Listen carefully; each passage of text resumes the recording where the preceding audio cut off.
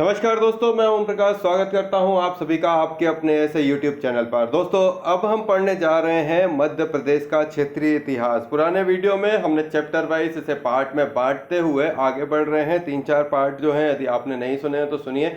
Book बहुत अच्छी है। यदि आपने MPPSC की तैयारी कर रहे हैं और MPPSC की तैयारी में यदि आपने इतिहास के चैप्टर को पढ़ना है तो मुकेश महेश्वरी की यह बुक बहुत अच्छी है। इसमें जैसा लिखा हुआ है बुक में चमत्कारी नोट्स हैं, तो वाकई में इस बुक को पढ़ने में मजा आ रहा है। आई होप सो कि आपको ऐसी बुकें पसंद हैं। तो इन बुक्स के डिटेल को मैंने एक एक करके पढ़ाता हुआ, छोटी छोटी बारीकियों को डिस्कस करता हुआ आगे बढ़ रहा हूं। और अभी हम जो है मध्य प्रदेश के क्षेत्रीय इतिहास की तरफ पहुंच चुके हैं। जो चैप्टर में लिखा हुआ है उसमें हम बेहतर तरीके से बढ़ते हुए आगे बढ़ रहे हैं, जो उसमें ज़रूरी है और उसको भी हम प्रॉपर डिस्कस कर रहे हैं। तो आप सभी से निवेदन है कि भाई साहब सब्सक्राइब करिए, क्योंकि नई बुक्स हमेशा मैं लेकर आता हूं। शेयर करिए, क्योंकि किसी ना किसी को इसे सुनना है। दोनों बातों के साथ अगर पसंद आए तो लाइक करिए और हमारे चैनल के साथ जुड़े रहिए। चलिए शुरू करते हैं इस बुक को। ये बुक बहुत अच्छी है। मैं आपको फिर से कहूँगा, इस बुक पे अगर प्रेफर कर रहे हैं तो यदि आप नोट्स बनाना चाहते हैं तो उस हिसाब से भी सही है, और यदि आप रिवीजन करना चाहते हैं तो ये बहुत ज़्यादा अच्छी है। तो रिवीजन के पॉइंट ऑफ व्यू से मुझे ये बुक सही लगी। मैं इसे आप सभी के सामने फिर से रीड करते हुए आगे बढ़ रहा हूँ।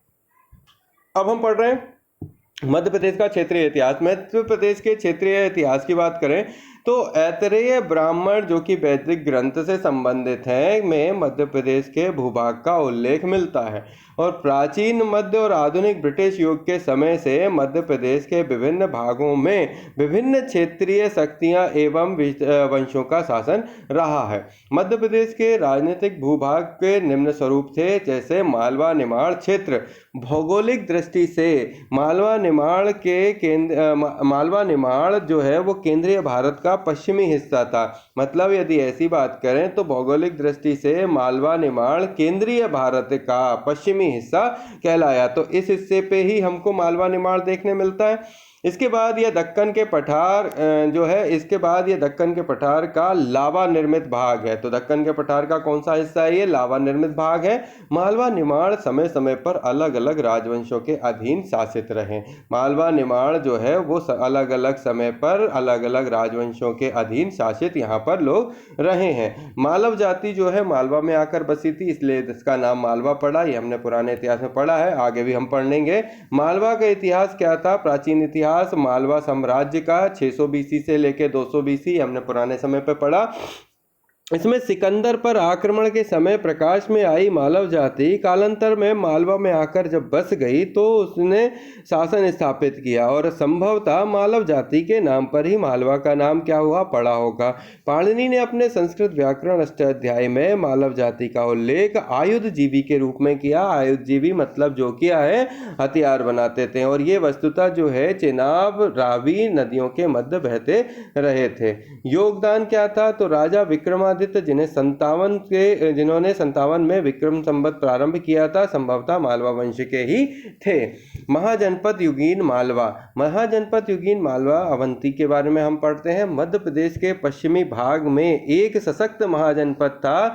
मध्य प्रदेश के पश्चिमी भाग में,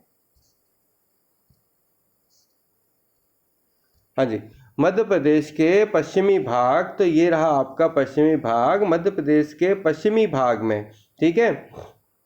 एक सशक्त महाजनपद था, जो कि इसका नाम क्या था? अवंती जनपद, जिसकी राजधानी उज्जैनी थी। और ये दक्षिण जनपद, जिसकी राजधानी महेशमती थी। दक्षिणी जनपद उत्तरी अवंती, राजधानी उज्जैनी थी, और दक्षिणी अवंती इसकी राजधानी महेशमती थी। 6वीं सदी ईसा पूर्व अवंती बौद्धों के प्रसिद्ध केंद्र बन गए थे। और बाद में क्या था? जो अवंती 6वीं शताब्दी में बौद्धों का केंद्र बन गया, और यहाँ का शासक जो था वो था चंड प्रधोत, और उसने अपनी वीरता के लिए कई प्रसिद्धियां प्राप्त करी थी। मगध के उस समय कौन थे? शिशुनाग थे संस्थापक। उनके समय पर अवंती को अंततः मगध में मिला लिया गया था। और उस समय यहाँ का शासक कौन था? किसका? अवंती का नंदीवर्धन था, और शिशुनाग ने नंदीवर्धन को हराकर अवंती को अपने राज्य में मिला लिया था। मौर्य युगीन मालवा, मौर्यों के समय ही अवंती, चेदी, मगध के भाग बने रहे। मौर्यों के समय क्या थे? अवंती जो है, अवंती, चेदी, मगध के राज्य भाग बने रहे। सम्राट बिंदुसार बिंदुसार ने अपने अशोक को अवंती के प्रांतपति बनाया। अशोक ने सम्राट बनने के उपरांत सांची के प्रसिद्ध स्तूपों का निर्माण कराया था। अशोक के लघु शिलालेख रूपनाथ का शिलालेख जबलपुर में है। अशोक का नाम वाला गुर्जरा अभिलेख दतिया में है। सारोमारो जो है अभिलेख जो है वो सीहोर में है। पनगुड़िया जो है वो सीहोर में है। सांची जो है रायसेन में मिलते हैं। तो ये सब स्तूपों के और अभिलेखों की डिटेल जो है अशोक की वो यहाँ से मिलती हैं। वाकाटक वंश में विंध्य शक्ति के द्वारा, जो एक पंडित था, विंध्य शक्ति के द्वारा स्थापित वाकाटक राज्य मूलतः मध्य प्रदेश के राजवंश था, जो बाद में नर्मदा के दक्षिण में केंद्रित हो गया। और पुत्र प्रवरसेन, जो कि इसका वाकाटक विंध्य शक्ति का पुत्र था प्रवरसेन, उसने अश्वमेघ यज्ञ किया और नाग वंश से विवाहित संबंध स्थापित किया। और उसके 4 पुत्रों ने साम्राज्य को बांटा था। उसके 4 पुत्रों ने साम्राज्य को बांटा, लेकिन इसमें कुल 2 शाखाएं क्या है दाज करती हुई दिखी। एक तो नंदीवर्धन शाखा जो कि पुरिक शाखा कहलाती है, और एक वत्स गुल्म शाखा। इसके बाद आ गया औलिकर वंश। औलिकर वंश जो है प्राचीन दसपुर, जिसे मंदसौर में 4वीं सदी ईस्वी में औलिकर वंश की सत्ता स्थापित हुई, और इनकी राजधानी क्या थी? दसपुर थी। जयवर्मन, सिंहवर्मन, नरवर्मन इसके प्रारंभिक शासक थे। और एक शासक बंधुवर्मन का प्रसिद्ध शिलालेख मंदसौर में था, और उसके अनुसार बंधुवर्मन स्कंदगुप्त का सामंत बन गया। और इस अभिलेख में उसके द्वारा सूर्य मंदिर हेतु जुलाहा श्रेणी को दान देने का उल्लेख भी आता है। और यहीं से प्राप्त एक शिलालेख में राजा यशोवर्मन का उल्लेख है, जिसने क्या है भारत की दिग्विजय की। और यशोवर्मन संभवतः मोकरी वंश या औलिकर वंश से संबंधित था। अभिलेखानुसार उसने ब्राह्मण पुत्र से लेकर महेंद्र पर्वत तक तथा हिमालय से लेकर पश्चिमी समुद्र क्षेत्रों तक हूण नरेश मिहिर कुल को भी पराजित किया था, अधिकार किया था, पर मिहिर कुल को भी हराया था। परमार वंश क्या था? वर्तमान में पश्चिमी मध्य प्रदेश जो कि मालवा में इस वंश ने राज्य किया, और ये पहले प्रतिहारों के अधीन था। उस बाद में राष्ट्रकूट शासक कुंती दुर्ग ने इसे सामंत नियुक्त किया, और इस वंश का संस्थापक उपेंद्र कृष्ण राज था, जिसकी राजधानी धार थी। और पहला स्वतंत्र शासक बना ये सिमुख श्रीहर्ष था। वाकपति मुंज, इसकी आरंभिक शासकों में मुंज अधिकारी शक्तिशाली कहलाए, और उसने चालुक्य नरेश तैलपद्रुति को कई बार क्या किया? परास्त किया। सिंधुराज क्या थे? सिंधुराज परिमल गुप्त ने मुंज के पुत्र सिंधुराज के ऊपर नरसंहारक नवसहसांक चरित्र लिखी। तो सिंधुराज जो थे परिमल गुप्त ने मुंज के पुत्र सिंधुराज के ऊपर नवसहसांक चरित्र लिखी। राजा भोज, जिनका समय था 1010 से लेकर 1060, सिंधुराज का पुत्र था राजा भोज, और इस वंश का योग्य प्रतापी शासक था। और उसने आरंभ में चेदी, जिसे कलचुरी, गुजरात, लाट, करनाद आदि राजाओं को परास्त कर, बाद में क्या हुआ? सोलंकी और कलचुरियों के सम्मिलित विद्रोह के कारण इसे यहाँ पे उसकी क्या है नवनिर्मित राजधानी धार को उसने लूटा। और भोज में हिंदू शाही शासक आनंद पाल और महमूद गजनवी के विरुद्ध सहायता दी, और इसने पुत्र त्रिलोचन पाल को उसने क्या करी? शरण दी। गरकोट आदि स्थानों पे मुसलमानों से छीनने में सफलता पाई, और वह स्वयं एक योग्य विद्वान और आश्रयदाता था। मध्ययुगीन इतिहास में मालवा की बात करें तो अधिकांश समय यह मुस्लिम प्रभुत्व रहा, और कुछ स्थानीय हिंदू राजा भी यहाँ पर थे। इल्तुतमिश जो था वो 1210 से लेकर 1236 तक उसने मांडू, ग्वालियर और मालवा की विजय की, और उज्जैन पर महाकालेश्वर में क्या करी? लूट मचाई। खिलजी वंश का संस्थापक जलालुद्दीन खिलजी, जिसने 1290 से लेकर 1296 तक में मांडू को क्या करा था? लूटा था, और ग्वालियर में एक गुंबद के आकार का विश्राम गृह बनाया था। इसके बाद अलाउद्दीन खिलजी ने मानिकपुर में एक हाकिम के रूप में उज्जैन और विदिशा के शासक मंदिरों को लूटा था, और सुल्तान बनने के बाद उसने 1305 में मालवा के शासक मल्हक देव को अपने सेनापति एनुल मुल्क के माध्यम से हराया था। मालवा सल्तनत किसके संस्थापक थे? दिलावर खान लोधी, और वास्तविक संस्थापक माना जाता है मालवा का होशंग शाह। 1390 में फिरोज के दिलावर खां को 1390 ईस्वी में फिरोज ने दिलावर खां को मालवा का सूबेदार नियुक्त किया। किसने? फिरोज ने दिलावर खां को मालवा का सूबेदार नियुक्त किया। और 1398 में, 90 के बाद 8 साल बाद 98 में तैमूर के आक्रमण का अवसर पाकर सुल्तान महमूद तुगलक ने पहले गुजरात में और उसके पश्चात मालवा में शरण ली, और उसके वापस जाने के उपरांत 1401 में दिलावर ने अपने को पूर्ण स्वतंत्र शासक बना लिया, और उसने सुल्तान की उपाधि ग्रहण नहीं की थी। इसके बाद आते हैं होशंग शाह, जो कि 1405 ईस्वी में दिलावर की मृत्यु के पश्चात उसके पुत्र अल्प खां, जिससे होशंग शाह की उपाधि ग्रहण की थी, स्वयं को सुल्तान घोषित किया और गुजरात के शासक मुजफ्फर शाह को मालवा पर आक्रमण किया और हुसैन शाह को कैद कर लिया। परंतु मालवा में विद्रोह हो जाने के कारण हुसैन शाह को ही उस विद्रोह को दबाने के लिए भेजा गया। हुसैन शाह ने एक बार फिर मालवा पर अधिकार कर लिया और होशंगाबाद के स्थान पर मांडू को जिसको उसने स्वयं बसाया था अपनी राजधानी बनाया। मांडू को सादियाब यानी कि सिटी ऑफ जॉय बोलते हैं। हुसैन शाह ने निरंतर गुजरात के शासक अहमद शाह, जो कि मुजफ्फर शाह की मृत्यु के पश्चात सुल्तान बना था, से युद्ध किया और गुजरात पर कई आक्रमण किए। अहमद शाह ने भी अवसर पाकर मालवा पर आक्रमण किए, परंतु मालवा और गुजरात के उन युद्धों का कोई विशेष लाभ न निकला। इसका ग्वालियर को जीतने का प्रयत्न सैयद शासक मुबारक शाह के कारण असफल रहा और उसने कालपी को जीता। उड़ीसा के हिंदू राजाओं की भी लूटमार की। हुसैन शाह की 1453 में उसकी क्या हो गई? हुसैन शाह की मृत्यु हो गई। मोहम्मद शाह, हुसैन शाह के पश्चात उसका पुत्र गजनी खां मोहम्मद शाह के नाम से गद्दी पर बैठा।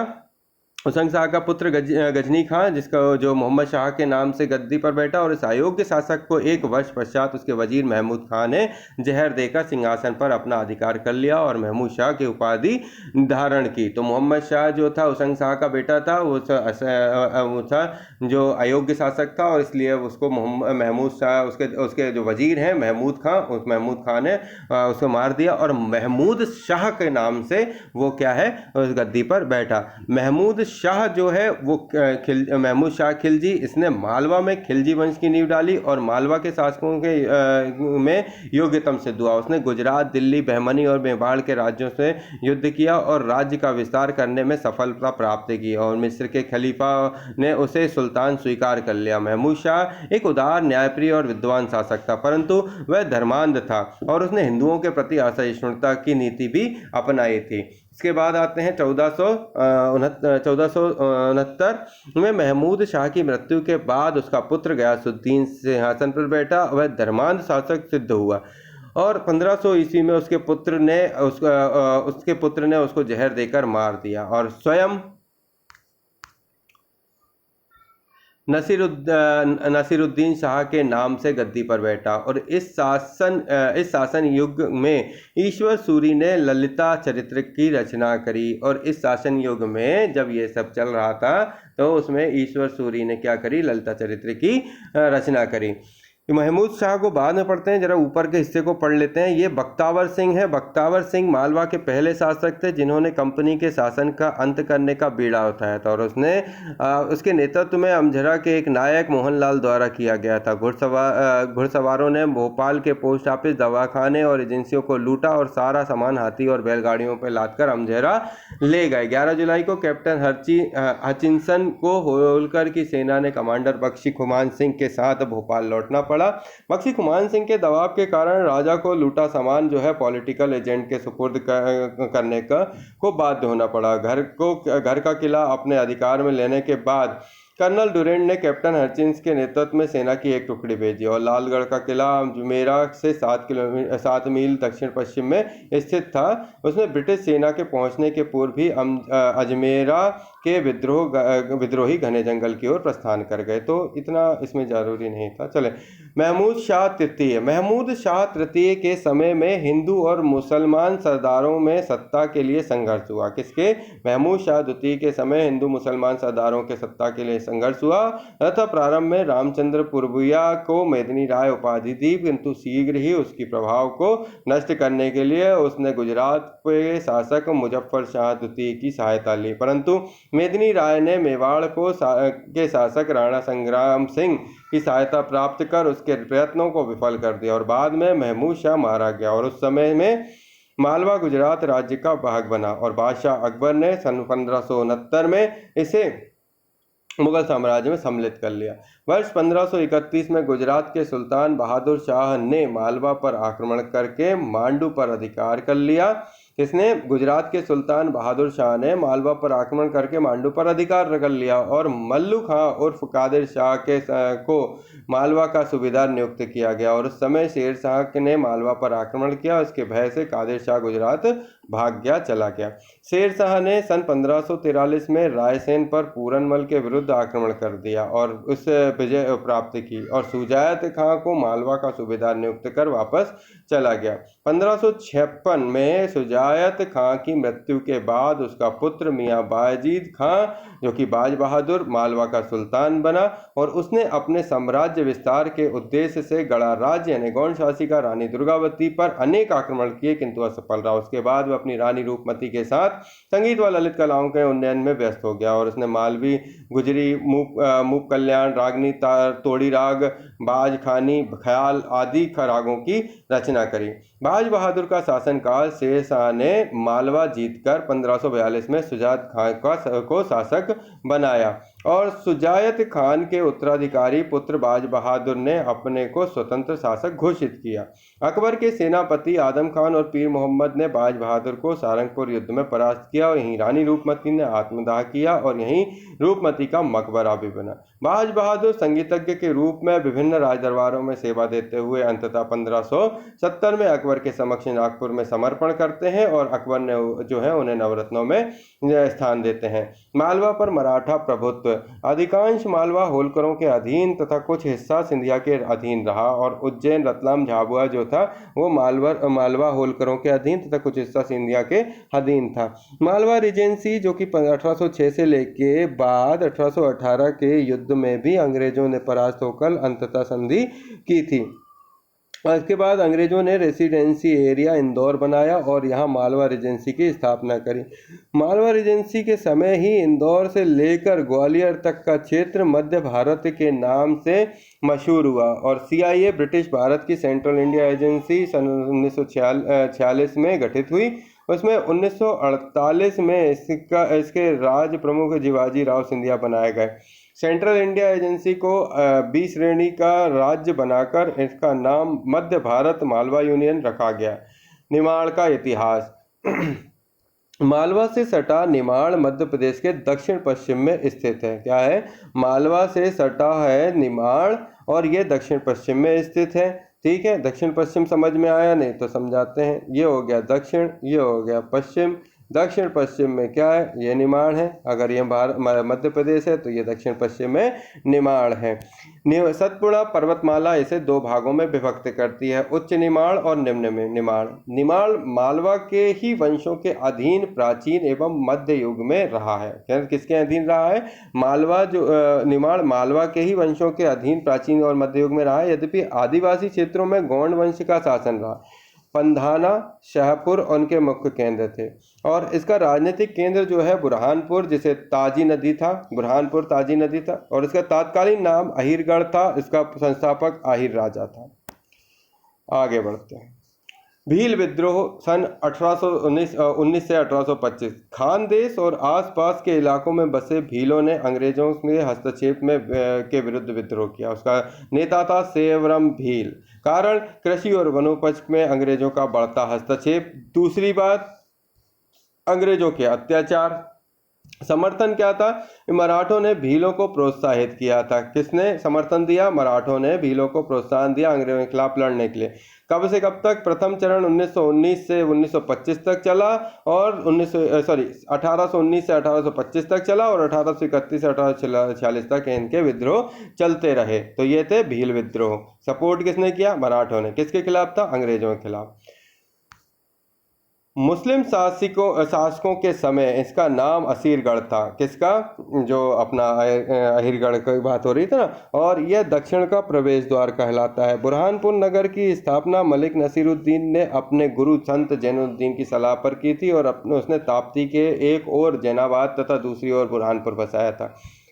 फारूकी वंश के एक शासक आदिल खान द्वितीय ने शाह झारखंड की उपाधि धारण की और एक शासक रजा अली खान ने अबुल फजल अकबर के नवरत्न की बहन से शादी करी थी। एक शासक रजा अली खान ने किसने? अबुल फजल की बहन से शादी करी थी। रजा अली खान ने जामा मस्जिद बनवाई, 3 तोपें भी ढलवाई और रजा की मृत्यु एक तोप के विस्फोट के ही दौरान हुई थी। 1601 में अकबर ने खानदेश को मुगल साम्राज्य में मिला लिया और इस समय बहादुर खान जो है रिवर्ज खान का शासक था। खानदेश वर्तमान निमाड़ दक्षिण मालवा में विस्तृत दक्षिण का प्रवेश द्वार था। यहाँ फारूकी वंश ने शासन किया था। मलिक राजा फारूकी वहाँ का, जबकि दाऊद खानदेश साम्राज्य का संस्थापक बना था।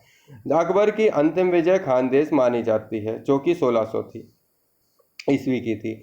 निमाड़ जिला ब्रिटिश युग में निमाड़ सेंट्रल प्रोविंसेस के संभाग नरबुड़ा के तहत एक जिला था। इसका मुख्यालय खंडवा था। होलकरों के समय यही स्थिति थी। मध्य भारत मालवा रेजेंसी का गठन के समय निमाड़ को 2 भागों में बांटा, पूर्वी निमाड़ पश्चिमी निमाड़।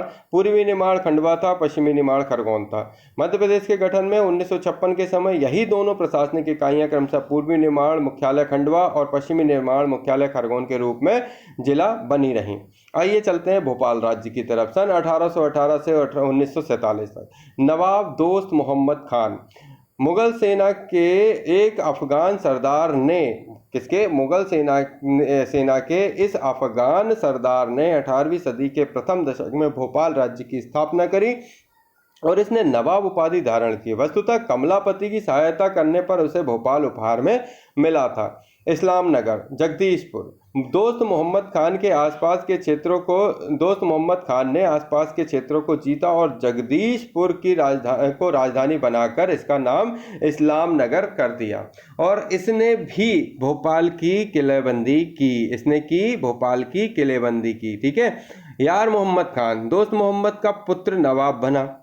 निजाम का प्रभुत्व हैदराबाद के निजाम ने भोपाल पर प्रभुत्व सत्ता स्थापित की, यद्यपि उसे मिलाया नहीं। भोपाल के युद्ध सन 1737 में भोपाल के युद्ध में पेशवा बाजीराव ने हैदराबाद के निजाम को हरा दिया और युद्ध के बाद दोरास राय की संधि हुई और उसमें निजाम ने नर्मदा और चंबल के मध्य के सभी क्षेत्रों को मराठाओं के आधिपत्य स्वीकार कर लिया। पालखेत युद्ध, जो कि मराठाओं ने निजाम और नवाब की संयुक्त सेना को हराकर दोनों के चौथ वसूला था। आइए चलते हैं बेगमों का शासन। भोपाल के साथ सन 1818 में सहायक संधि की और उसके तहत वहाँ अंग्रेजों का अधीनस्थ रियासत बन गई और 1819 में पुत्रहीन नवाब की हत्या होने के बाद बेगम कुदसिया ने शासन संभाला और यहीं से बेगमों के शासन की शुरुआत होती है, जो 1926 तक चलती है। कुदसिया बेगम, जिनका समय था 1819 से 1844, इनका नाम था गौहर बेगम और भोपाल की पहली महिला शासिका थी। कुदसिया बेगम ने पर्दा प्रथा त्यागी और गौहर महल, जो कि नजर बाग था, जामा मस्जिद का निर्माण कराया। तो गौहर महल और जामा मस्जिद का इनने क्या कराया, निर्माण करवाया और यहीं पे ही गौहर महल में रहती थी। सिकंदर जहां बेगम कुदसिया बेगम की पुत्री थी। सिकंदर जहां ने बुर्का त्यागा और मार्शल आर्ट की प्रशिक्षित थी और सिकंदर जहां ने अनेक लड़ाइयां लड़ी और 1857 की क्रांति में अंग्रेजों को शरण प्रदान करी थी। उसके जो है मोती महल और मोती मस्जिद का निर्माण कराया था। शाहजहां बेगम, जो कि सर्वाधिक लंबा कार्यकाल है इनका, 1868 से लेके 1901 स्थापत्य में रुचि थी इनकी। शाहजहानाबाद एक नाम का एक जो लघु नहर है, इन्होंने शाहजहां बेगम ने बनवाया था। केकुसर व जहां बेगम जो है सदर मंजिल नामक एक निवास बनवाया। सदर मंजिल वर्तमान में भोपाल की नगर निगम कार्यालय है। 1903 में भोपाल में आधुनिक पैटर्न की नगर पालिकाएं भी इन्होंने बनवाई और अलीगढ़ मुस्लिम विश्वविद्यालय की प्रथम चांसलर भी बनी, जो कि 1920 में बनी थी। नवाब हमीदुल्लाह खान भोपाल का अंतिम नवाब था। चैम्बर ऑफ कॉमर्स में 2 बार चांसलर रहा। भारतीय संघ में मिलने से इनकार किया तो भोपाल प्रजामंडल के नेताओं शंकर दयाल शर्मा आदि को जेल में इसने डाल दिया था। चलिए चलते हैं भोपाल का जलियांवाला बाग कांड। 15 जनवरी सन 1949 को मकर संक्रांति के दिन बोरास गांव के नर्मदा तट पर तिरंगा फहराने के कारण भोपाल रियासत के नवाबी सेना के अधिकारी जफर अली खां के आदेश पर स्थानीय लोगों ने बैजनाथ गुप्ता, छोटेलाल, वीरधन, मंगल सिंह, विशाल सिंह को गोली मारकर हत्या कर दी थी और इस कांड को भोपाल का जलियांवाला कांड कहा जाता है। ठीक है। मकर संक्रांति के दिन बोरास गांव में नर्मदा तट पर तिरंगा फहराने के कारण भोपाल रियासत के नवाबी सेना अधिकारी जफर अली ने आदेशों पर बैजनाथ, छोटेलाल, वीरधर, मंगल, विशाल आदि को गोली मार दी थी और उसके कारण इसको बोलते हैं भोपाल का जलियांवाला कांड। इसके इसके बाद आगे चलते हैं तो भोपाल का भारत में विलय की मांग का नेतृत्व भाई रतन कुमार, प्रोफेसर अक्षय कुमार, पत्रकार प्रेम श्रीवास्तव, सूरजमल जैन, मथुरा प्रसाद, बालकृष्ण गुप्ता, मोहिनी देवी, शांति देवी और बसंती देवी आदि ने किया था।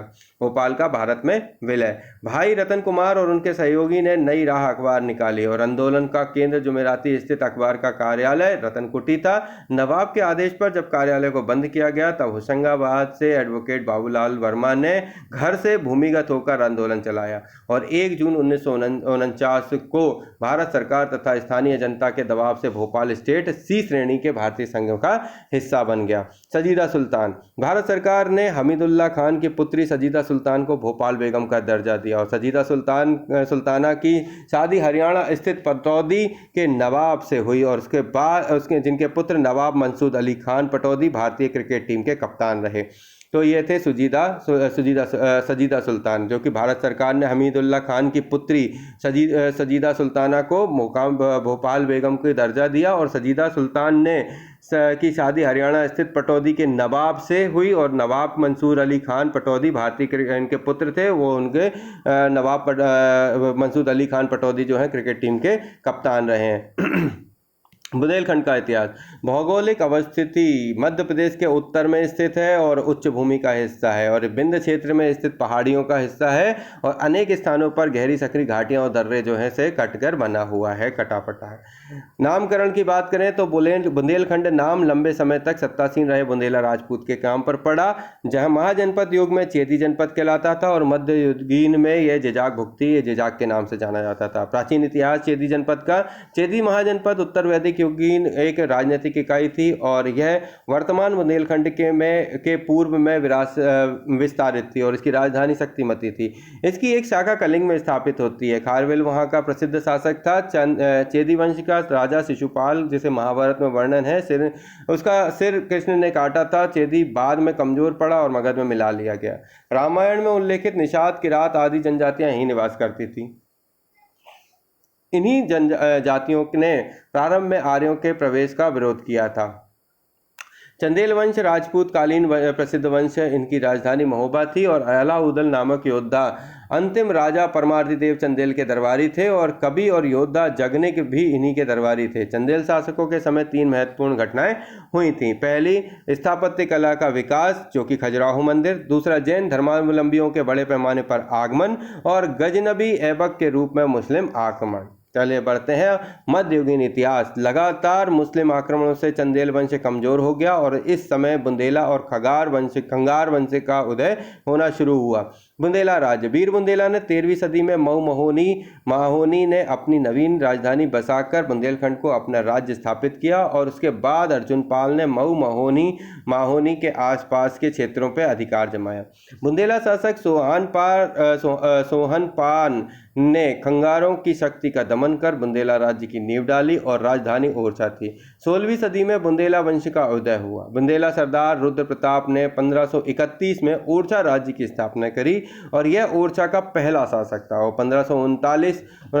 1539 में भारती चंद्र के समय गढ़कुंडार के स्थान पर ओरछा को बुंदेलखंड की राजधानी बनाया गया।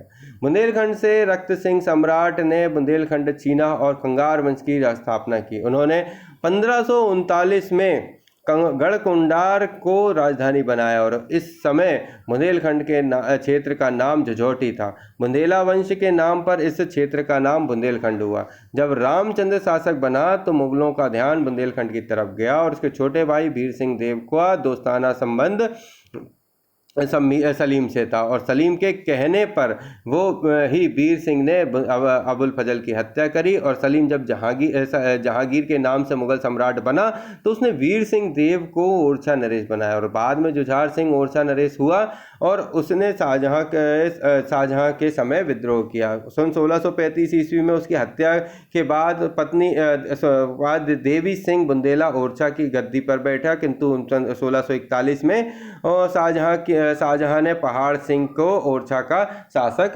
नियुक्त कर दिया। चंपत राय का विद्रोह। औरंगजेब की नीति से असंतुष्ट चंपत राय ने विद्रोह किया और औरंगजेब की सेना ने धीरे धीरे चंपत राय ने आत्महत्या सेना से धीरे चंपत राय ने आत्महत्या कर ली थी। छत्रसाल का विद्रोह और स्वतंत्र बुंदेला राज्य। चंपत राय के पुत्र छत्रसाल ने औरंगजेब के विरुद्ध विद्रोह जारी रखा और सन 1675 में पन्ना जीतकर उसे राजधानी बनाया। छत्रसाल को महाबली और चंदेल केसरी कहा जाता है। छत्रसाल ने ही पन्ना राजवंश की स्थापना की थी। आधुनिक इतिहास। छत्रसाल के समय से ही पेशवा बाजीराव का प्रभाव बुंदेलखंड में बढ़ने लगा था। छत्रसाल की पुत्री मस्तानी पेशवा के प्यार में पड़ गई थी और इस वंश में विक्रमादित्य सिंह बुंदेला एक पराक्रमी शासक हुए जिन्होंने बलदेवगढ़ किले का निर्माण करवाया, किंतु मराठों की शक्ति के भय से सन 1783 में अपनी राजधानी ओरछा से टेहर कर ली। बेसनी संधि। इसके तहत बुंदेलखंड पर मराठा प्रभाव समाप्त होकर ब्रिटिश प्रभाव स्थापित हुआ। बुंदेलखंड रीजेंसी। ईआईसी ने जो है 1803 में बुंदेलखंड पर नियंत्रण स्थापित किया और ईस्ट इंडिया कंपनी ने सन 1811 में बुंदेलखंड रीजेंसी स्थापित करी और 1854 में रीजेंसी इंदौर स्थित सेंट्रल इंडिया रीजेंसी प्रशासनिक नियंत्रण में लाई गई और 1950 में बुंदेलखंड रीजेंसी और बघेलखंड रीजेंसी दोनों का पुनर्गठन विंध्य प्रदेश के रूप में हो गया। तो इसमें क्या चीज़ अपन ने पढ़ी, नोटेबल क्या था कि 1960 के दशक में बुंदेलखंड राज्य की मांग के तहत 7 उत्तर प्रदेश के तथा 6 मध्य प्रदेश के निकटवर्ती जिले शामिल होंगे और बुंदेलखंड मुक्ति मोर्चा अभिनेता राजा बुंदेला तथा एकीकृत बुंदेलखंड संजीव पांडे इसकी मांग कर रहे थे। चलो आगे बढ़ते हैं अपन। महाकौशल गोंडवाना का इतिहास। भौगोलिक स्थिति। मध्य प्रदेश के मध्य पूर्वी दक्षिण भाग का हिस्सा है महाकौशल और मध्य प्रदेश जो कि भारत में सबसे प्राचीन भौगोलिक भाग गोंडवाना लैंड का हिस्सा है महाकौशल। नामकरण। पूर्वी नाम जो है गोंडवाना यह गणमंडला राज्य रहा है और रामायण काल में दक्षिण कौशल का नाम इससे प्रसिद्ध था। प्राचीन इतिहास। रामायण काली कौशक राज्य पर लवकुश का शासन रहा और यही कौशंबी उत्तर प्रदेश से लेकर रायपुर जबलपुर तक विस्तृत था। कलचुरी शासक जो कि 9 से 10 की सदी में इस क्षेत्र पर शासन किया था। मध्ययुगीन इतिहास। इस समय भी कलचुरी वंश का प्रभाव रहा और गौड़ वंश 13वीं से 16वीं सदी तक थे। इसके संस्थापक थे जदुराई यादव राय। प्रथम गोंड शासक जो था वो था जदुराई। इसने ही कलचुरियों को मार भगाया था। गोंड साम्राज्य का नाम था गणमंडला। गोंड जाति के 2 प्रमुख भाग हुए, राजगोंड और धुरगोंड। और उसके बाद गोंड साम्राज्य में महाकौशल, दंडकारण्य, छोटा नागपुर तक क्षेत्र का ये था हिस्सा। इसके बाद आगे बढ़ते हैं। 4 गोंड क्षेत्र थे। पहला गणमंडला, दूसरा देवगढ़, फिर चांदा और खेरला जो कि गढ़कटंगा कहलाता है। तो 4 क्षेत्र थे, गणमंडला, देवगढ़, चांदा और खेरला जो कि गढ़कटंगा कहलाता है। आधुनिक इतिहास। नागपुर के भोसले ने राजगोंडों से 1740 में गोंडवाना छीना था। अंग्रेजों ने सन 1818 में भोसलों को हराकर क्षेत्र पर कब्जा किया। इस क्षेत्र को दसागोर और नेरबुड़ा क्षेत्र के अंतर्गत लाया गया। सेंट्रल प्रोविंसेस 1861 में स्थापित किया गया और इसके तहत महाकौशल भी शामिल था। पृथक महाकौशल की मांग। महाकौशल मुक्ति मोर्चा द्वारा पृथक राज्य की मांग। Madhya Pradesh high court bar association द्वारा रेवा खंड की मांग। इसके महाकौशल और बुंदेलखंड में 25 जिले शामिल थे। गोंडवाना गणतंत्र पार्टी प्रणेता और संयोजक श्री हीरा सिंह मरकाम के द्वारा गोंडवाना राज्य की मांग की गई और इसमें महाकौशल निमाड़ से लेकर छत्तीसगढ़ का भी हिस्सा शामिल था और यह मांग जायज भी थी क्योंकि आदिवासी समुदाय के समग्र उत्थान पर आधारित था कि आखिरकार आदिवासियों ने ही जंगल जमीन जानवरों को सहेजकर सदियों में रखा है और पर्यावरण मित्र यह समुदाय यदि अपने लिए एक राज्य की मांग शांतिपूर्ण ढंग से कर रहा है जो कि मांग पर गंभीरता से विचार हो, ऐसा इस लेखक का मत था। बघेलखंड का इतिहास।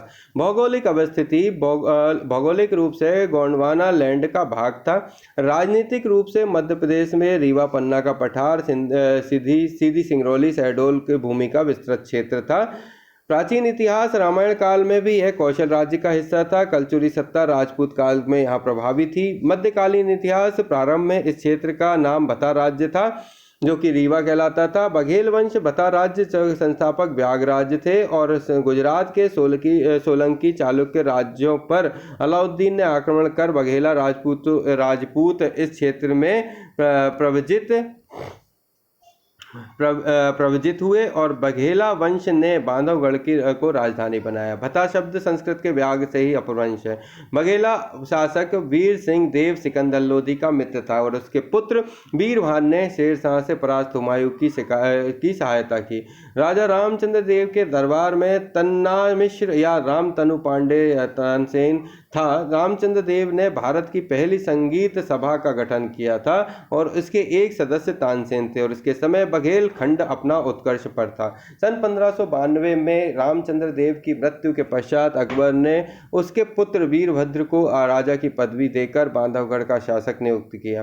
वीरभद्र की मृत्यु के उपरांत उसका अल्पवयस्क पुत्र विक्रमाजीत बांधवगढ़ की गद्दी पर बैठा। महाराजा विक्रमादित्य ने अपनी राजधानी बांधवगढ़ से रीवा सन 1617 में स्थापित की। अकबर ने विक्रमादित्य को पदच्युत कर त्रिपुर दास को बांधवगढ़ का सूबेदार बनाया और जिसने 1601 ईस्वी तक मुगलों के अधीन बांधवगढ़ राज्य पर शासन किया। सन 1602 में अकबर ने वीरभद्र से दासी पुत्र जिर्दोधन जिसे दुर्योधन को बांधवगढ़ का राज बनाया और 1605 तक शासन किया। सन 1619 में जहांगीर ने बांधवगढ़ का क्षेत्र वीरभद्र के पुनः वीरभद्र के पुत्र विक्रमाजीत को दे दिया और उसके पश्चात अमर सिंह गद्दी पर बैठे। जहांगीर ने उसे राजा की पदवी दी और 1640 ईस्वी में अनूप सिंह, जो कि 1604 से 1660 ईस्वी तक गद्दी पर बैठा, उसके समय पहाड़ सिंह बुंदेला ने बुंदेलखंड पर आक्रमण किया और इस काल में बांधवगढ़ किला नष्ट हो गया था और रीवा बघेलखंड की नई राजधानी बन गया था। रघुराज सिंह के समय में गोविंदगढ़ महल का निर्माण हुआ और इस वंश के अन्य शासक रुद्र राज सिंह, वेंकट रमन सिंह, गुलाब सिंह, मार्तंड सिंह हुए। आधुनिक इतिहास सन 1871 में बघेलखंड एजेंसी का गठन अंग्रेजों ने किया और जिसमें रीवा, सतना, पन्ना, सीधी, सिंगरौली सहित कुछ अन्य छोटे भाग भी थे शामिल थे। लाल पद्दर सिंह कृपालपुर सतना के विद्यार्थी यूनियन के तत्वाधान में निकले जुलूस पर जब पुलिस ने गोलियां बरसाई तब लाल पद्दर सिंह राष्ट्रीय झंडा हाथ में लिए सीना तान कर खड़े हो गए और 13 अगस्त 1942 को इलाहाबाद में शहीद हुए। विंध्य प्रदेश बुंदेलखंड और बघेलखंड को संयुक्त कर विंध्य प्रदेश का निर्माण जो है 1931 में हुआ और 1950 में इसमें बुंदेलखंड और बघेलखंड रीजेंसी को शामिल किया गया।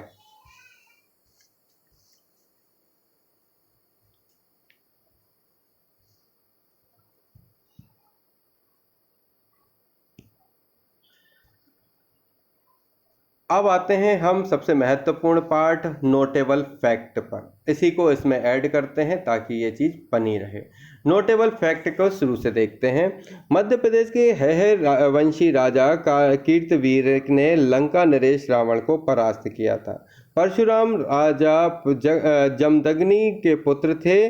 परशुराम राजा जमदग्नि के पुत्र थे और उनका नाम पर जनापाव महू पड़ा। ठीक है।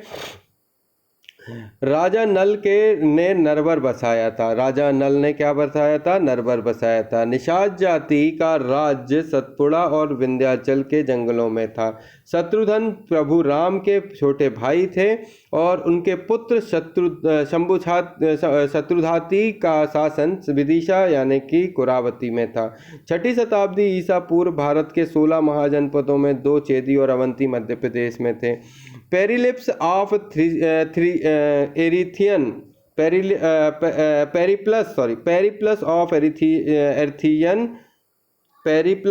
एरिथियन सी नामक बुक उज्जैनी नगरी के ओजीनी ने लिखा था। जयपुर के राजा सवाई जयसिंह ने 18वीं शताब्दी में जंतर मंतर वेधशाला का निर्माण उज्जैन में करवाया था। बौद्ध ग्रंथों में उज्जैन नगरी का नाम अत्युच्चगामी जबकि महाभारत काल में सांदीपनी आश्रम था। मध्य प्रदेश के दतिया जिले में स्थित गुज्जरा में अशोक के लघु शिलालेख में अशोक का नाम देवनाम प्रियदर्शी के रूप में उल्लेखित है। हेलियोडोरस का बेसनगर में स्थित अभिलेख अरुण स्तंभ मध्य प्रदेश का वैष्णव मत का साक्ष्य है। मौर्य युगीन सम्राट अशोक द्वारा लघु शिलालेख में मध्य प्रदेश के रूपनाथ जबलपुर जिले के सीहोर तहसील का एक गुर्जरा अभिलेख शामिल है। सन 1824 में कुंवर चैन सिंह अंग्रेजों के साथ युद्ध करते हुए सीहोर की दशहरा बाग के मैदान में शहीद हो गए और यहीं पर उनकी क्षत्रिय स्मारक के रूप में निर्मित की गई।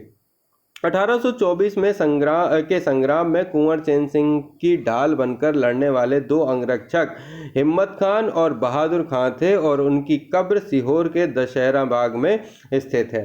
मध्य प्रदेश के होशंगाबाद में सन 1857 क्रांति का सूत्रपात अक्टूबर माह में हुआ, जब ठाकुर दौलत सिंह के नेतृत्व में विशाल जनसमूह ने नेमावर तहसील के विद्रोह का झंडा ऊंचा किया। राज्य में संगठित राजनीतिक आंदोलन 1885 में कांग्रेस के मुंबई अधिवेशन के बाद शुरू हुआ। कांग्रेस के दूसरे अधिवेशन कलकत्ता के 1866 में मध्य भारत में बापूराव, दादा किनखेड़े चिटनिस, गोपाल हरि भिंडे और अब्दुल अजीज ने भाग लिया। असहयोग आंदोलन का नेतृत्व श्री प्रभाकर डुंडीराजा जटार ने तथा खिलाफत आंदोलन का नेतृत्व जो है अब्दुल खान ने किया था। चंद्र प्रदोत और पालक अवंती के प्रसिद्ध शासक थे जो कि बौद्धकालीन हुए। राजा अशोक बनने से पूर्व अवंती का क्या था? प्रांतपति था। फायान के अनुसार अशोक ने 84,000 स्तूपों का निर्माण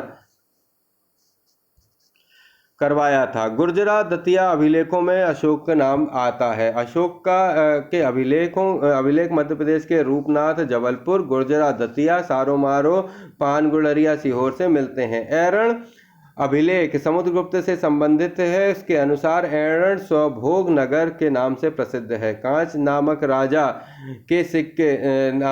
के सिक्के विदिशा के कोण से मिले हैं और यह समुद्रगुप्त का भाई या उसका ही दूसरा नाम था।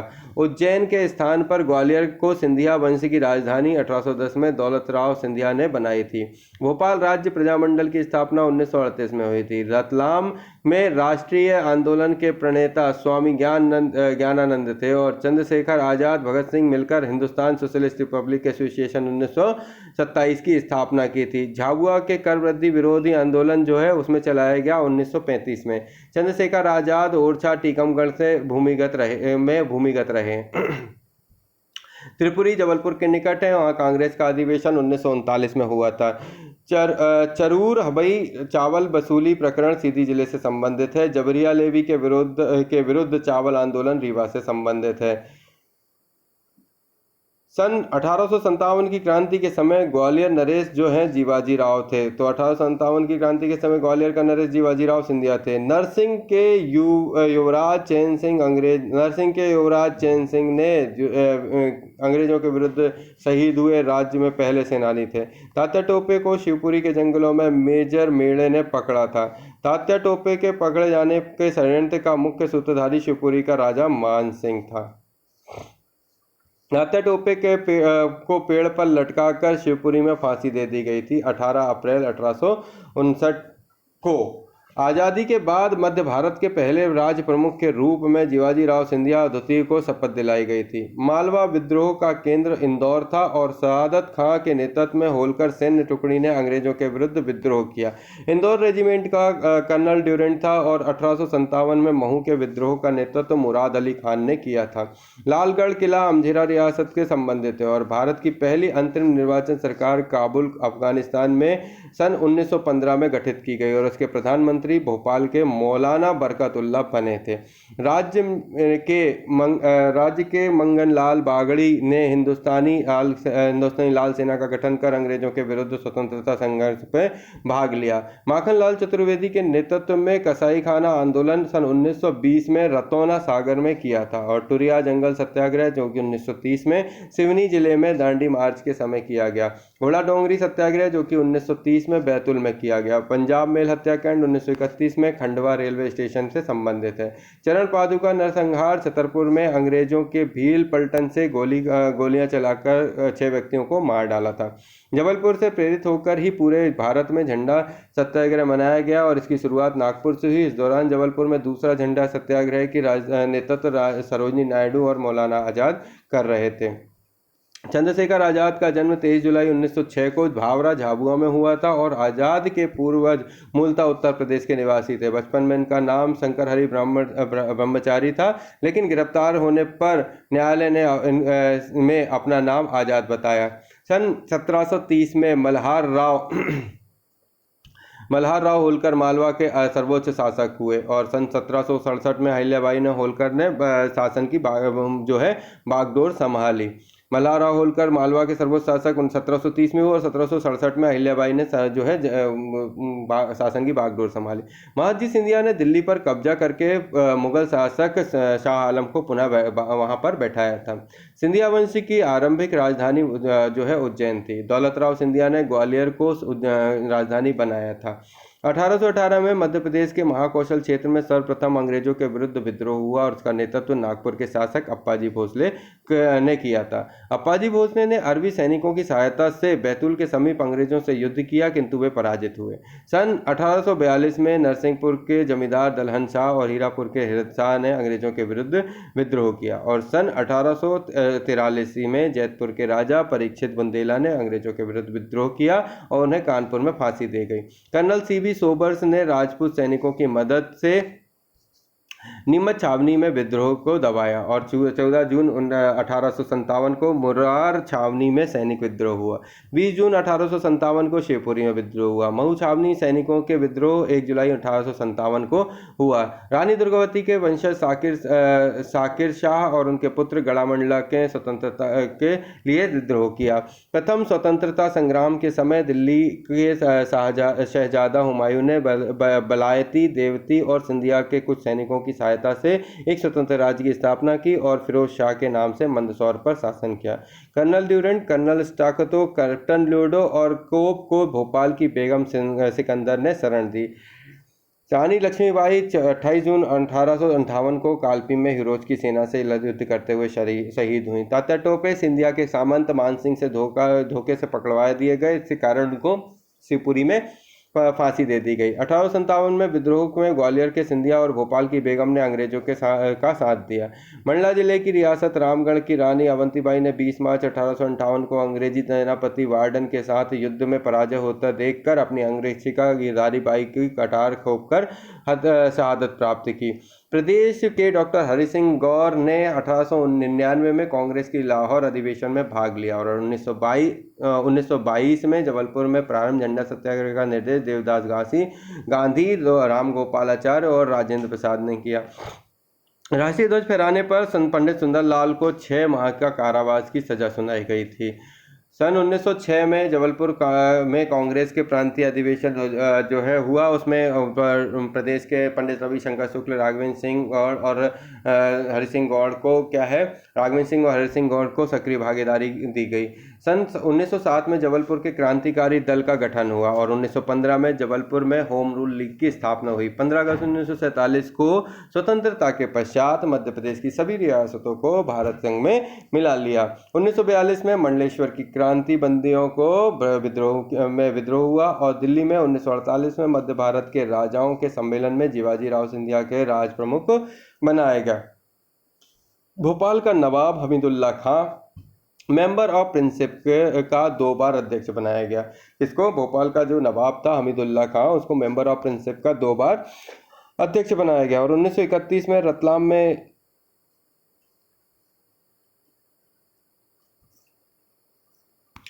1931 में रतलाम में स्त्री सेवा दल की स्थापना की गई और रतलाम के राष्ट्रीय आंदोलन का सूत्रपात स्वामी ज्ञानानंद की प्रेरणा से आरंभ हुआ। 1938 में भोपाल राज्य प्रजामंडल की स्थापना हुई, है ना। भोपाल राज्य प्रजामंडल की स्थापना 1938 में हुई और 1939 में द्वितीय विश्व युद्ध शुरू होने के बाद गांधी जी ने जबलपुर में व्यक्तिगत सत्याग्रह की शुरुआत की थी।